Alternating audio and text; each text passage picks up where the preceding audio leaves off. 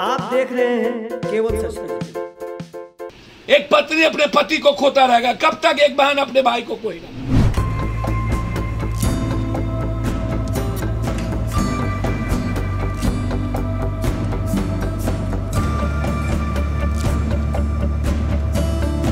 पांच दिन सदन चले, एक दिन चोट्टा हरामी साला कुत्ता में चला गया।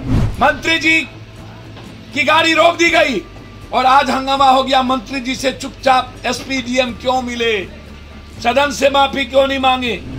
एक पत्नी अपने पति को खोता रहेगा, कब तक एक बहन अपने भाई को खोएगा? कब तक ये अपराधी आम आदमी की जिंदगी को नासूर बनाएंगे? और कब तक प्रशासन और सरकार मौन रहेगी? सदन में एक बार चर्चा नहीं होती, ना गरीबी पे चर्चा हुई।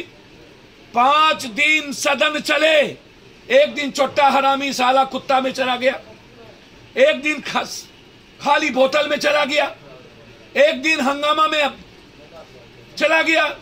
आज 5वां दिन है, एक दिन भी बिहार के ना गरीबी पर बहस हुई, ना अपराध पर बहस हुआ।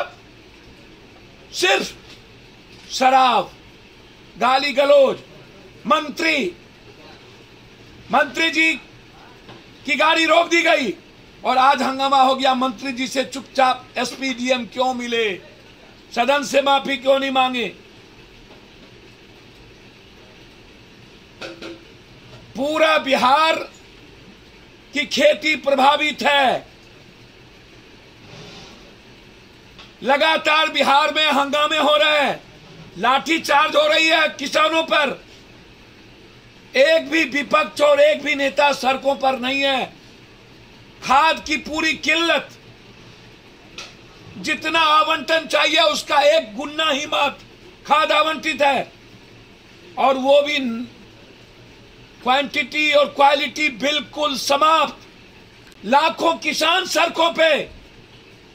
15 दिन के बाद गेहूं की खेती का जोताई, बुनाई, रोपाई समाप्त हो जाएगी। किसान मर जाएंगे। 3 गुना बोझ किसानों पर पड़ता है बिहार में।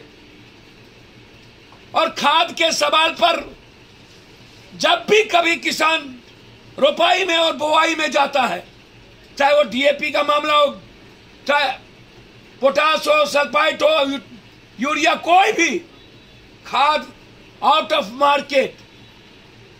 और हम खाद को नेपाल से मार्केटिंग बाजार में लाते हैं और यहां से बाजार नेपाल को भेज देते हैं और फिर हम ब्लैक मार्केटिंग करते हैं। पूरा नेपाल का जो इलाका है बिहार का, वो हम आउट ऑफ मार्केट करते हैं। सरकार गंभीरता से खाद पर ले,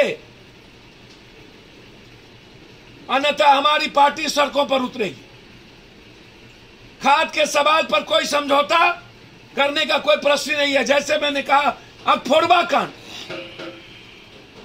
अभी तक फर्जी नर्सिंग होम बंद नहीं हो रहे हैं, फर्जी डॉक्टर की सर्टिफिकेट कैंसिल नहीं हो रही। कंप्लीट स्मगलिंग का, अपराध का, माफियाओं का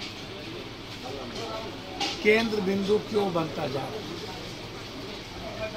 क्या कारण है कि सिमराही, राघोपुर, करजैन, प्रतापगंज, वीरपुर, निर्मली, ये जो इलाका है सुपौल का 3 हिस्सा, वो कंप्लीट अपराध और माफियाओं के चंगुल में क्यों है?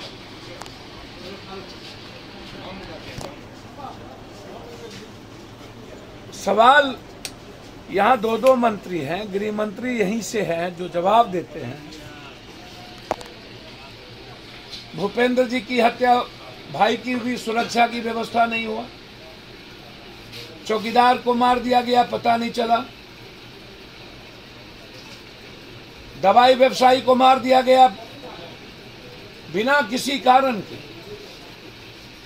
आखिर अपराधियों को समाज शेल्टर क्यों देती? अपराधी ही के बदौलत नेताओं को वोट क्यों मिलता है? नेताओं के गाड़ी में शराब माफिया, बालू माफिया, जमीन माफिया, टेंडर घोटाला माफिया ही क्यों बैठे रहते हैं? क्या हम एमएलए, एमपी, जनप्रतिनिधि माफियाओं के बगैर ही और अपराधियों के कारण ही बनते हैं? क्या कारण है कि बिहार आज कंप्लीट अपराध और माफियाओं के चंगुल में जा चुका है? सुपौल में इस 2 से 3 महीने के अंदर 100 से ऊपर हत्या है। 3-3 लाश तो सड़कों पर फेंक दिए गए। उसको कह दिया जाता है कि स्मगलिंग के कारण या किसी मूर्ति के कारण, किसी पत्थर के कारण। आज भी एक लाश मिली है। लगातार ये घटना